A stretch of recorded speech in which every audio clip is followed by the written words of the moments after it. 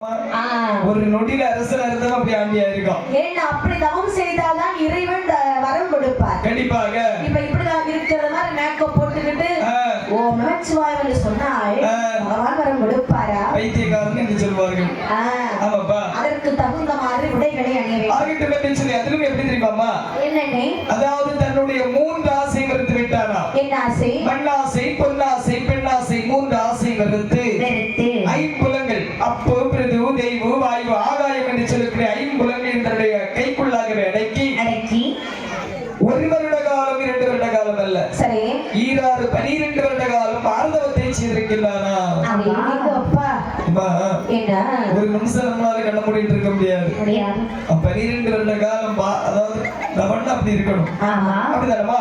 சரிதான். ஆகிட்டு சொல்லி 12 வருடம் பாரு தவம் இருக்கின்றான் வல்லரைக்கன். சரி, இவனுடைய தவமானது கைலாச மாமலையிலே செல்கிறதா? அன்றைய தினத்திலே சரி அஷ்டவெள்ளி கையில இல்லை. ஆமாப்பா. ஆண்டவன் பார்வதி அழகு வெள்ளி கையில ஓடி பார்வதியும் ஆவி பார்வதியாய் ரவிக்கே சிவபரவிருந்தா பார்வதியிடம் இருக்கே பார்வதியிடம் இருக்கே பரமசிவனிருந்தா உன்னை பொன்னை வைத்து வாசு உடாத தாய் கல்வி வாசி ஓடி ஆவி போடும் கல்லடி அசதி மலை கொண்டே இருந்தா இருக்க எவையிடம் இருக்கே நரவிருந்தா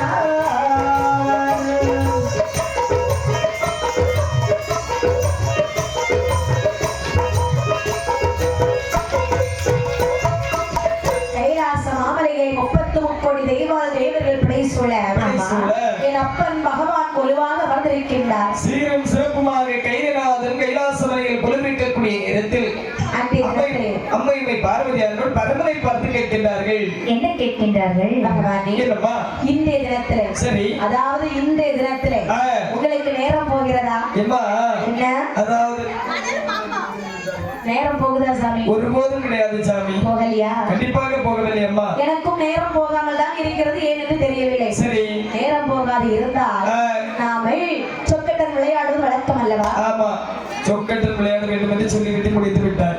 நான் பல விளையாட்டை மனதிற்குள் வைத்திருந்தேன். என்ன சுவாமி?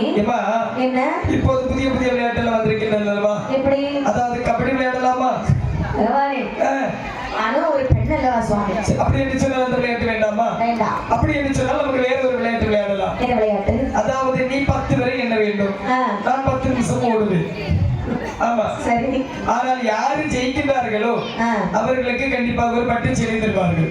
அப்படியா? சரியா சுவாமி? அந்த விளையாட்டு வேண்டாமா? வேண்டாம், எனக்கு இது வேண்டாம். அப்படி என்று சொன்னால் தரையிலே பம்பரம் குத்தி விளையாடலாமா? பட்டு சேலை எங்களுக்கு ஒரு 15 நாளைக்கு முன்னாடி அவங்களே அனுப்பி கொடுத்துட்டாங்க. மனசாட்சி இல்லாதவர்கள் எங்கள் 2 பேருக்கும் அனுப்பி கொடுத்தாங்க. யாருக்கு இந்த மனசு வரும்? ஆமா, கண்டிப்பா அந்த மனசாட்சி இல்லவர்கள் நாங்களும் 4 பேர் இருக்கின்றோம்.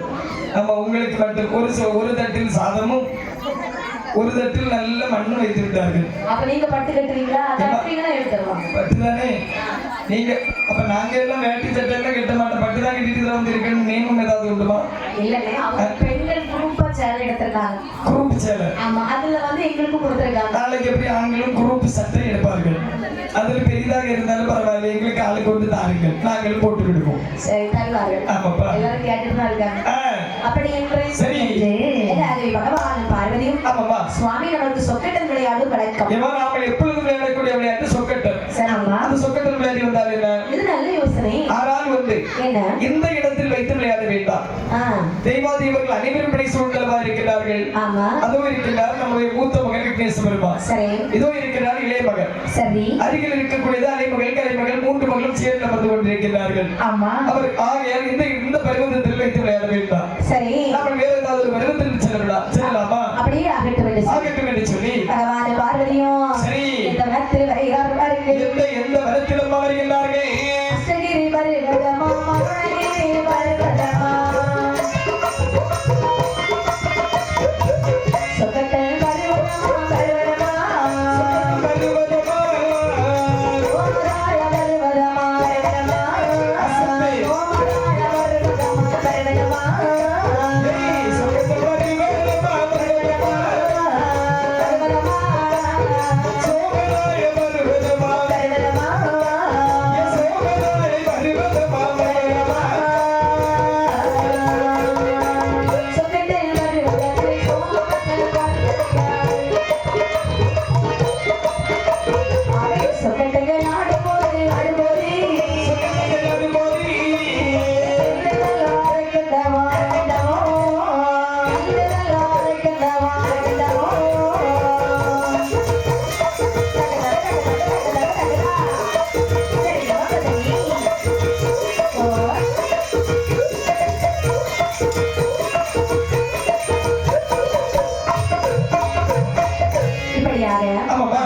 கைலாச மாமலையிலே பகவானும் பார்வதியும் சரி அட்டகிரி என்று சொல்லக்கூடிய வனத்திலே சொக்கட்டம் விளையாட வருகிறார்கள். சரி என்னடி சொக்கட்டம் என்று சொன்னால் ஒரு சொல்கட்டான விளையாட்டு. அப்படியா? இந்த சொல்கட்டான விளையாட்டில் நாடு நகரங்களை இழந்தவர்கள் 5 பஞ்சபாண்டவர்கள். சரி அப்படிதானம்மா? ஆமா. அதாவது தாய்மாமன் சகுனியின் நயவஞ்சகத்தினாலே ஆமா திட்டமுடன் சூதாடி சரி நாடு நகரங்கள் சேனை செல்வங்கள் மட்டுமல்லாமல் கேவலம் ஒரு உப்பு சரத்தை கூட கொடுக்காமல் நாடு நகரங்கள் அனைத்தையும் அபகரித்து விட்டார்கள். அது ஒரு சொல்கட்டான விளையாட்டு. ஆனால் இந்த விளையாட்டு பகவானும் பார்வதியும் நேரம் போகாமல் இருப்பதற்கான விளையாட்டு. அப்படி என்று சொன்னால் பகவானுக்கு யானை சின்னம், பார்வதிக்கு குதிரை சின்னம். சரி வெற்றி இன்றைய தினத்திலும் பகவானுக்கு தான் வெற்றிக்கு மேல் வெற்றி. தோல்வியை தழுவி வருகின்றார்கள் அம்மையுமே பார்வதியானவள். சரி பார்வதியானவள் தோல்வியை தழுவி வரக்கூடிய அம்மையுமே பார்வதியானவள் என்ன நினைக்கிறார்கள் என்று சொன்னால் இன்றைய தினத்தில் இந்த பகவான் தானே வெற்றி பெற்றுக் கொண்டு வருகிறார்.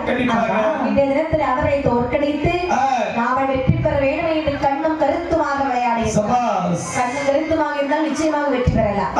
அப்படி என்று பார்வதியானவள் கண்ணும் கருத்துமாக விளையாடுகின்றார். சரி பகவான் தவம் இருக்கின்றானே அந்த வல்லரைக்கண் கண்ணும் கருத்துமாக விளையாடி வரக்கூடிய நேரத்தில் பகவான் இவனுடைய தவமானது முற்றி பெற்று கைலாச மலையில் அக்கினி ஜுவாலையாக வீசுகின்றது. சரி ஆட்டத்தை சற்று மெய்மறந்து பக்தரின் பேரிலே சிந்தனை செலுத்தக்கூடிய நேரத்தில் இதுதான் தக்க தர்மம் என்று சொல்லி அம்மையுமே பார்வதியானவள் தன்னுடைய குதிரை சின்னத்தை எடுத்து யானை சின்னத்தில் சோறு நடிக்கிறார்களா? அடித்த அடியோடு கைகொட்டி கலகல கலகல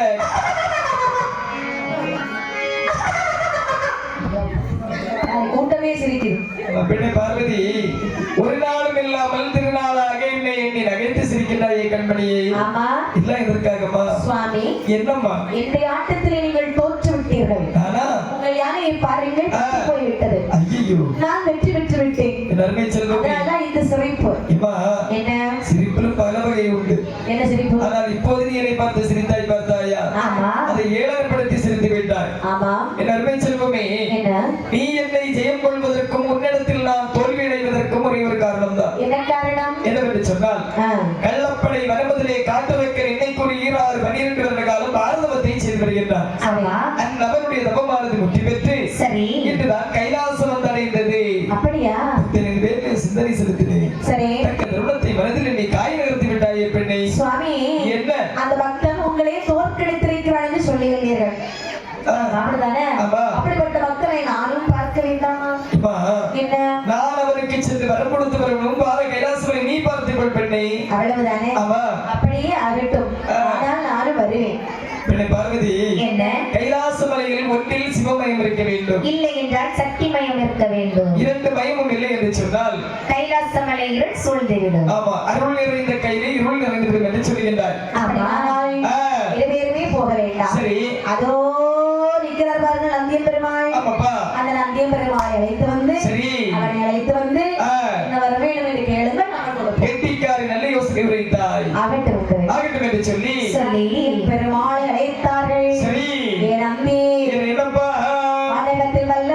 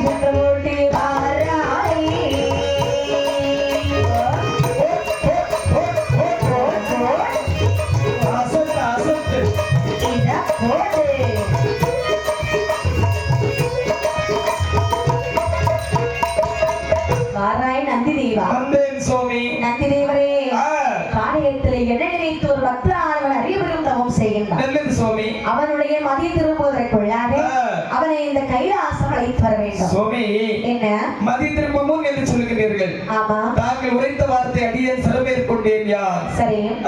உண்டு. இந்த முகத்தை மாற்றக்கூடிய திறமை தாங்கள் தருவீர்கள் என்று சொன்னால் கண்டிப்பாக அந்த வல்லரக்கனை நான் கையோடு அழைத்து வருகின்றேனே. என்னது இத பாருங்கள். என்னப்பா? அதாவது இந்த முகம் நல்லா இருக்குன்னு 108 தடவை சொல்லிருக்கீங்க. ஆமா அப்படிதானே? ஆமாப்பா. நீங்க இப்ப இந்த முகம் வேண்டாம்னு சொல்றீங்க. சரி நந்திய பெருமாள் என்ன இது சுவாமி?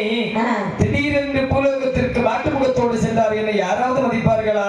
இல்லை. கல்லையும் கட்டையும் இறக்கி புதிய மாடு வருகிறது என்று சொல்லி விரட்டி விடுவார்கள். கண்டிப்பாக இந்த முகத்தை மாற்றக்கூடிய திறனை தாங்கள் தருவீர்கள் என்று சொன்னால் உடனடியாக அந்த வல்லரக்கரை சென்று நான் கையோடு அழைத்து வருகின்றேன். இவ்வளவு தூரம் கெஞ்சி கேட்கறதுனால உங்களுக்கு தருகிறேன். சரி எங்கு சென்று என்னை ஒரே மனதோடு நினைப்பீர்களோ சரி அப்பொழுது உங்களுடைய சொரூபமாறும் சென்று வாருங்கள். ஆகட்டும் என்று சொல்லி நந்தியன் பெருமாள் தன்னுடைய சொந்த சொரூபத்தை ஒரு வேதியராகவே மாற்றி குன்று குமடு ஆறு அடவி சோலை சாலை அனைத்தும் கடந்து கள்ளப்படை வரமதிலை வந்து பார்க்கிறாரா?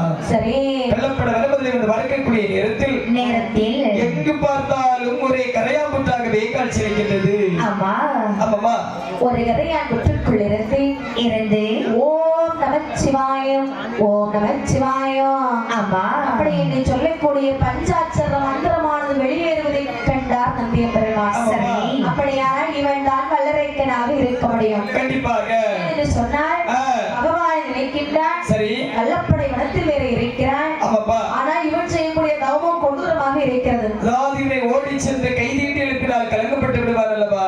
ஆமா மெய்தீட்டி எழுப்பினால் மெதனப்பட்டு விடுவார் அல்லவா? ஒரு கள்ள தூக்கி எரிஞ்சா நீ கல்லாக போக கடவுது மண்ணாக போக கடவுது என்று சொல்லி சாபத்தை தந்தாலும் தந்து விடுவார். ஆமா செய்வது. அதாவது இந்த உலகத்தில் இசைக்கு மயங்காத பக்தன் உண்டுமா?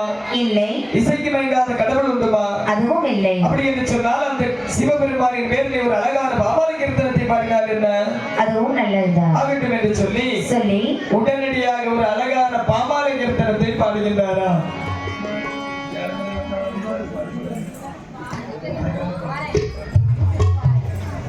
அழகானே கையிலே மல்லை ஆண்டவா உன்னை அனுதினமோ பாட வந்தேன் ஈஸ்வரா.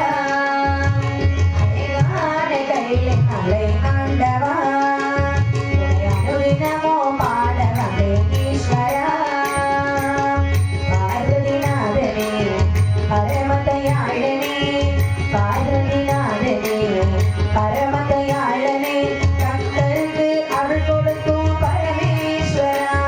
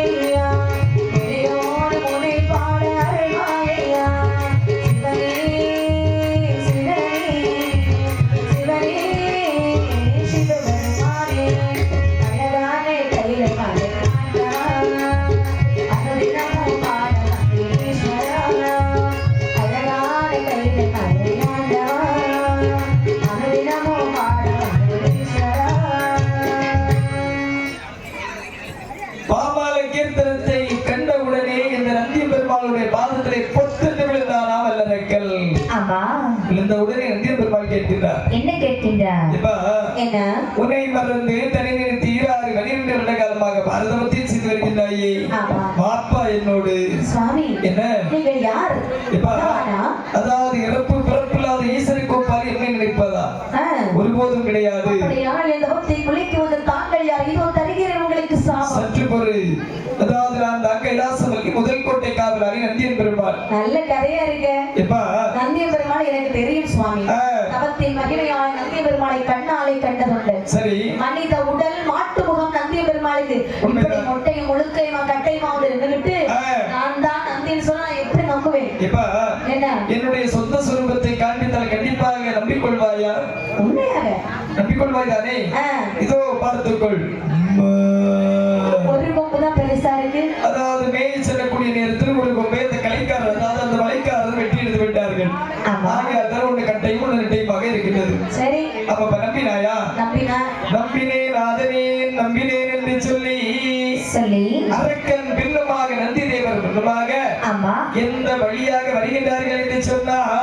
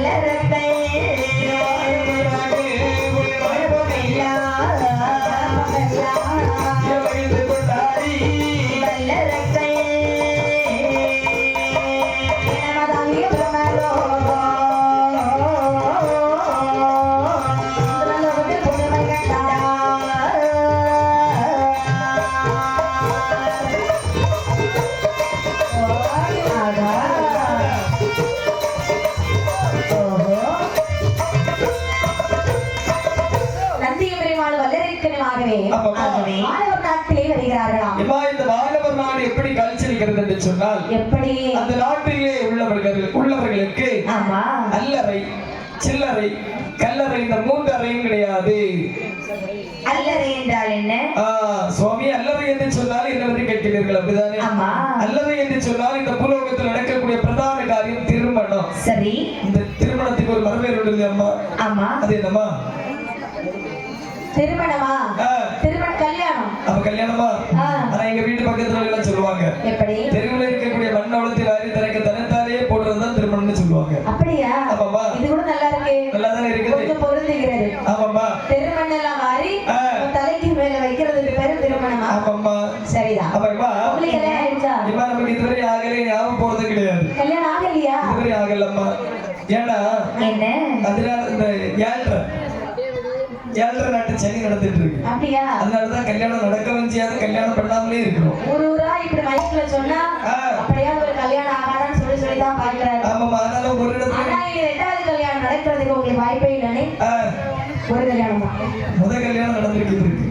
அவரையே கை காட்டுறீங்க. அது அப்படிதானே சொன்னீங்க நீங்க. இப்ப 2வது கல்யாணம் நடக்காதுன்னு. இப்ப வானவர் நாட்டுல என்ன நடக்குது? அப்ப வானவர் நாடு இந்த கல்யாணம் அதாவது அல்லறை என்று சொன்னால் திருமணம். சரி. இந்த திருமணம் அங்கே கிடையாது. சில்லறை என்று சொன்னால் குழந்தை குட்டிகள். கல்லறை என்று சொன்னால் இறந்தவர்களை அடக்கம் செய்யக்கூடிய இடம் தான் இந்த கல்லறை என்று சொல்கிறார்கள். அப்படியா? அப்படி என்று சொன்னால் அந்த வானவர் நாட்டிலே இறப்பு பிறப்பு என்பதே கிடையாது. இறப்பும் கிடையாது, அந்த நாட்டிலே பிறப்பும் கிடையாது. அப்பேற்பட்ட வானவர் நாட்டை பார்த்துவிட்டு இந்திரலோகத்திலே வருகிறார்களாம். இந்திரலோகத்திலே இந்திரன் எப்படி காட்சியிருக்கிறார்கள் என்று சொன்னால் எப்படி உஞ்சச்சரம் என்று சொல்லக்கூடிய உயரிய குதிரையும் சரி ஐராவரம் என்று சொல்லக்கூடிய வெள்ளை யானை மீது ஆசனமானது அமைத்து தன்னுடைய மனைவி இந்திராணி இடது பாகத்திலே அமர வைத்து சரி அங்கே நடனமாதர்கள் பிழை சொல்கிறார்களா? சரி. ரம்பை, ஊர்வசி, மேனகை, திலோத்தமை ஆமா நடன பேர் அப்படின்னு சொல்லக்கூடிய நடன மாதர்கள் பிழை சூழ சரி அங்க இருக்கக்கூடிய 1000 கொள்மணி மண்டபத்தையும் கேட்கிறார்களா கேட்கின்றான் வல்லரைக்கன் என்னப்பா சுவாமி நடனமாடு பெண்கள் எல்லாம் தேவலோகத்து பெண்களா கண்டிப்பாக நானும் சென்று ஒரு ஆட்டம் ஆடி வரட்டுமா இப்ப இந்த நேரத்தில் நீ அங்கு சென்றாய் என்று சொன்னால் உன்னை கூட்டி செல்வதற்கு பகவான் தந்த கெடுத்து இருந்து விடும் அப்படியா ஆமாப்பா சரி வரம் வாங்கி வரும் பொழுது பார்த்துக் கொள் கண்டிப்பாக சரியாக சொன்னாய் அப்படி என்று சரி கடந்து சரி யமலோகத்திலே வருகிறார்கள் யமலோகத்தில் யமராஜன் எப்படி எப்படி கண்ணை காட்சியிருக்கின்றார்கள் நாலு பக்கம் அக்கினியோ நல்லதாக தான் விழற நல்லதாக தான் விழற நல்லதாக தான் விழற நல்லதாக தான் விழற ஒரு கம்பளத்தடி நாட்டினார் பலகை மேலே பூட்டினார் மகினியோ நல்லதாக தான் விழற நல்லதாக தான் விழற நல்லதாக தான் விழற நல்லதாக தான் விழற நடுவில் ஒரு கம்பத்தடி வாய்வட பலகை ஒன்றை பூட்டினார் பலகை மேலே யமராஜன் கொழுவிருக்க யமராஜன் கொழுவிருக்க யமராஜன் கொழுவிருக்க யமராஜன் கொழுவிருக்க தலை முதையினாலே ஒரு மலை பலகை மேலே தொங்கவே போடு நல்லா போடு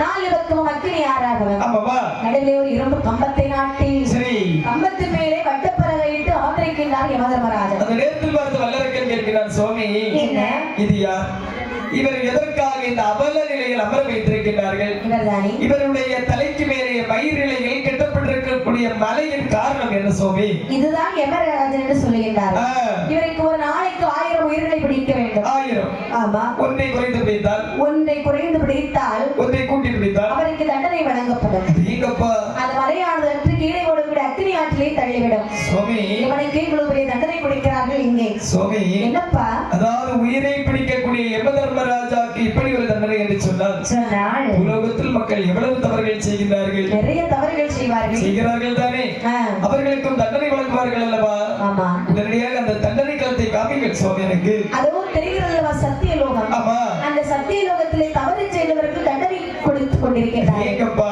பூலோகத்திலே எவ்வளவு தவறு செய்தாலும் பொய் சொல்லி பிழைத்துக் கொள்ளலாம் ஆனால் ஒவ்வொரு தவறுக்கும் மேலோகத்திலே எழுதி வச்சிருப்பாங்க அப்பப்பா நீங்க அங்க போனோடனே உங்களுக்கு தண்டனை உண்டு ஏங்கப்பா அதோ ஒருவனை கொண்டு வந்து சரி.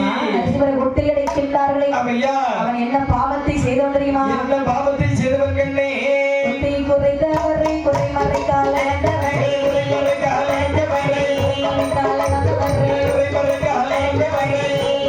தண்ணில போட்டு ஆட்டுவாள் தண்ணில போட்டு ஆட்டுவாள்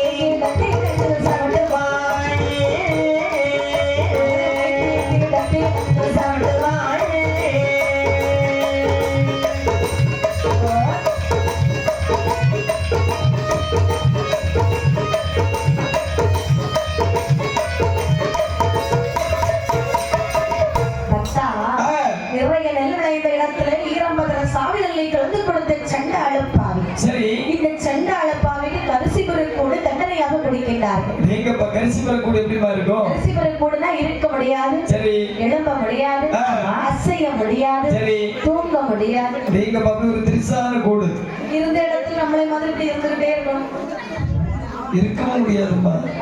ஆமா, கூட அப்படி ஒரு மாதிரி எல் மாடி அப்படி வச்சிருப்பாங்க. ஆமா, இப்படி இருந்தோம்னு வச்சுக்க இருக்க முடியாது. கால் அப்படி ஒரு மாதிரி கவுட்ட மாதிரி போட்டுட்டு தான் இருக்கணும். சரிதான். ஆமாம்மா, நின்றலான்னு வச்சுக்க இப்படி இப்படிதான் நிக்கணும்.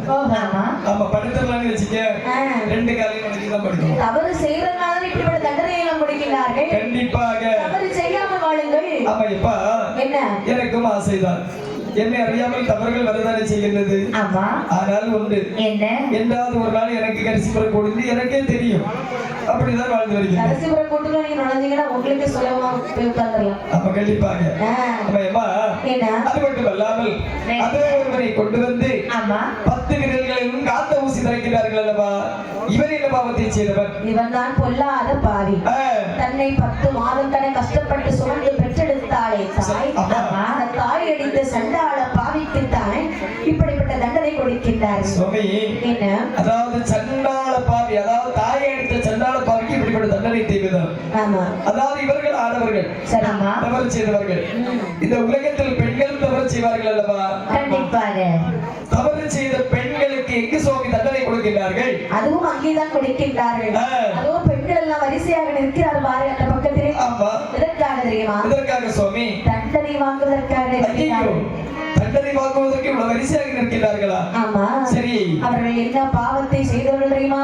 என்ன பாவத்தை? அம்மா, கொண்டவனை அறியாமல் அண்டை மனை போற வேலை, மனை போற வேலை, மனை போற வேலை, மனை போற வேலை, குடிகளிலே தள்ளுவா, குடிகளிலே தள்ளுவா, அறியாமல் அண்டை மனை போற வேலை, போற வேலை, மனை போற வேலை, மனை போற வேலை, குடிகளிலே தள்ளுவா, குடிகளிலே தள்ளுவா.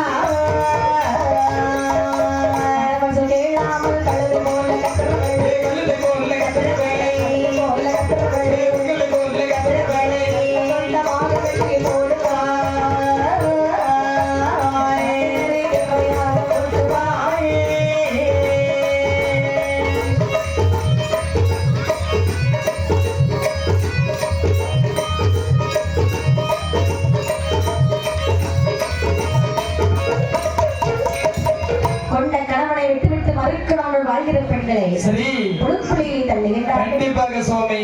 மன்னவன் ஒரு வார்த்தை பேசுவான். ஆமாமா, மன்னவன் சொன்னா கட்டி கணவன். ஆமா, சில பெண்கள் முதல்ல கணவன் கிட்ட தான் போய் சண்டைக்கு வேணும்னே இருப்பா. அதுக்கப்புறமா அந்த பிரச்சனை வீட்டுல போகும், மாமியார்கிட்ட போகும். ஆமா, அப்படி படிப்படியா போய் அந்த குடும்பமே பிரிஞ்சு போயிடும். சரி, இப்படிப்பட்ட பெண்களை கொண்டு வந்து ஆமா அவங்க வெட்டி காக்க நெறிகளுக்கு இரையாக சுவாமி. இவர்கள் எல்லாம் தவறுகள் செய்தவர்கள் தண்டனை கொடுக்கிறார்கள். சரி, இந்த உலகத்தில் புண்ணியம் செய்தவர்களும் இருப்பார்கள் அல்லவா. 10 மாதம் கஷ்டப்பட்டு ஈன்றெடுத்த பெத்த தாய்க்கு கோவில் கட்டியவர்களும் சரி, இதே போல் ஆலயங்கள் வைத்து ஆமா இதிலே அனைவருக்கு குரு பூஜை செய்வார்கள் அல்லவா. ஆமா, அவர்களுக்கு இந்த உலகத்தில் என்ன சுவாமி கொடுக்கிறார்கள்? அப்பா, புஷ்பக விமானத்திலே ஏற்றி சரி கற்பக காவலால் இந்திரனுக்கும் மேலான பதவியை கொடுக்கின்றார்கள். அவர்கள் அனைவர்களுக்கும் பதவி. புண்ணியம் செய்தவர்கள் என்று சொன்னால் தான தர்மம் செய்பவர்கள். சரி, பெற்ற தாய் தந்தையை அருமையோடு பார்ப்பவர்கள். கோவிலிலே பூஜை செய்பவர்கள். இவர்கள் எல்லாம் புண்ணியம் செய்தவர்களாக சொல்லப்படுகின்றார்கள். எங்களுக்கு கண்டிப்பாக காவலன் தான். ஆமா, அவங்களுக்கு விமானத்தில் ஏற்றி மேல் பதவி கொடுக்கின்றார்கள். சுவாமி, இவர்கள் அனைவர்கள் எதிர்பார்த்தது போதும். சரி, நான் தேடி வந்தது இறப்பு பிறப்பில்லாத ஈசன் சிவபெருமானே அல்லவா. ஆமா, உடனடியாக என்னை அங்கு அழைத்து செல்லுங்கள் சுவாமி. அப்படி என்று சரி கைலாச மாமலையில் வருகிறார்கள். ஆமாம்மா, கண்டனன் கைலாசத்தை கருதி வல்லரை கண்டானோ. அப்படி பண்டைய தவசியான பக்தர்கள் பல பேர் கூடி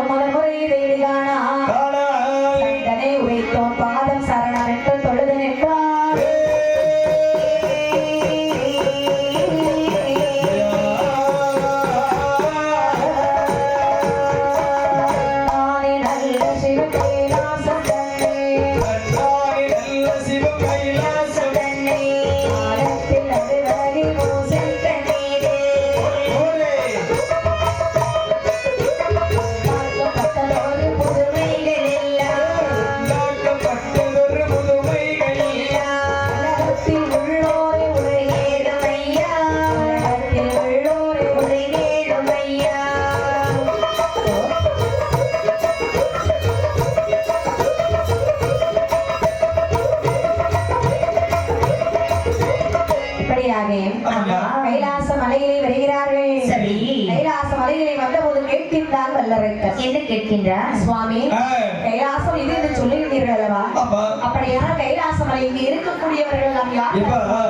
இவர்கள் அனைவரும் கைலாசவாசிகள். சரி. இவர்கள் யார் தெரியுமா? யாரு? அதோ ஒருவர்கள் பானை வயிறும் யானை முகமும் தொந்தி கையும் சப்ப காலோடு அமர்ந்திருக்கின்றார் அல்லவா? இது யார் தெரியுமா? யார் அவர்? இதுதான் கரிக்கண்ட சிவபெருமானின் மூத்த மகன் விக்னேஸ்வர பெருமாள். அது அவருடைய அருகில் ஒரு ஆள் இருக்கிறார் அல்லவா? 6 சிரசும் 12 கருத்தோடு. இவர் யார் தெரியுமா? அவர் யார் தெரியுமா பக்தா?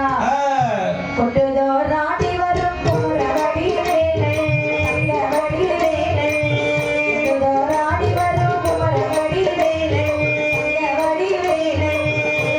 கடவுளுக்கு கும்பிடு வாரப்படை, கடவுளுக்கு கும்பிடு வாரப்படை.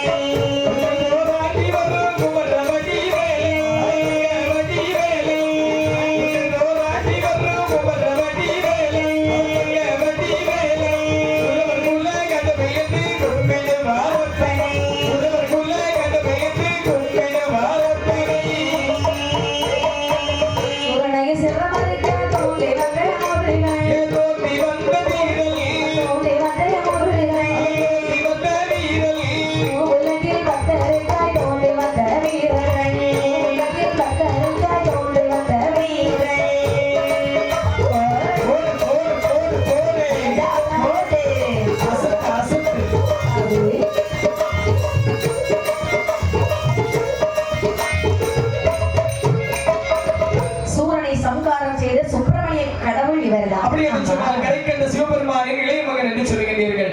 சுவாமி